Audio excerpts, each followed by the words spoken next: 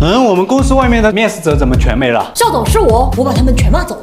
你倒反天罡是吧？我说我是隔壁公司的 HR。你还刺激他们用舆论攻击。说正经的，前2天来的新员工，我怀疑是间谍。校总他来了。夏总，你们吃水果吗？真甜啊，哪买的？哦，隔壁公司拿的。来，我就说他。他们供财神的。我拿发霉水果偷换的。汇报工作吧。肖总，我刚把咱们片区网线都断了。你咋想的？隔壁和我们都没网了呀。那我们的项目怎么办？我在左下角给每人都领了一张移动大流量卡，每个月135G 高速流量，激活首月零月租，开热点根本用不完。点左下角领取，全国包邮到家，收货地就是号码归属地。肖总，我回来了。穿成这样去哪儿了？我给隔壁李总他们送下午茶了。我们都没有。你送的豆汁，隔夜的那种。